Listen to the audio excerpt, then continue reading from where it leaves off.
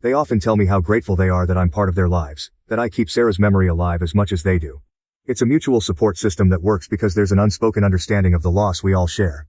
They've never made me feel like an outsider. Instead, they've doubled down on making sure I know I'm still family. This has been crucial in helping me maintain a sense of belonging and stability. At times I feel guilty for the support I receive, wondering if I deserve it.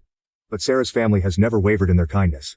I try to give back by being there for them as well, helping around the house, fixing things, being a part of celebrations and helping them navigate the world without Sarah.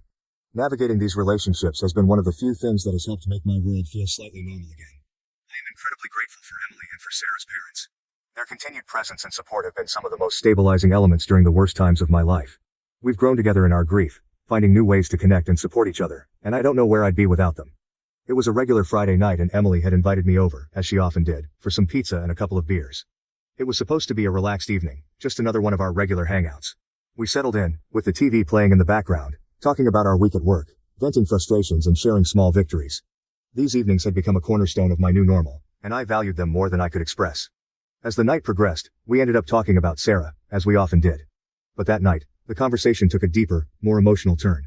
We shared memories, some that made us laugh, and others that brought tears to our eyes. The mix of alcohol and the heavy emotion lowered my guards and heightened my feelings of loneliness and longing for a connection. Before I knew it, the atmosphere changed. There was a silence, a kind of charged silence that I hadn't experienced with Emily before. We looked at each other, and in a moment that seemed both fleeting and stretched out, we kissed. It wasn't planned or thought through, and as soon as it happened, it led to more. We ended up sleeping together and without a condom. It wasn't until it was all over that the gravity of what had just happened began to sink in. The immediate rush of guilt was overwhelming. I felt sick to my stomach, not from the beer, but from a deep sense of betrayal.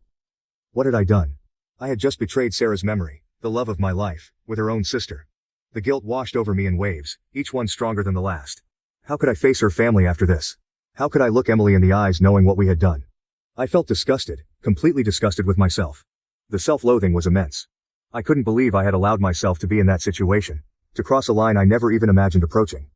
The night was supposed to be about healing and support, and it turned into something that made me feel like I was undoing all the respect and love I had for my late wife.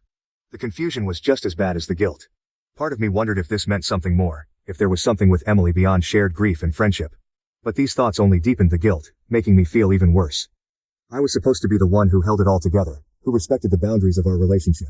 Instead, I had just complicated everything in an unimaginable way.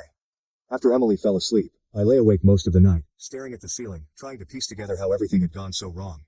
The joy and comfort that these visits usually brought were replaced by a churning mess of regret and fear. What would happen when Emily woke up?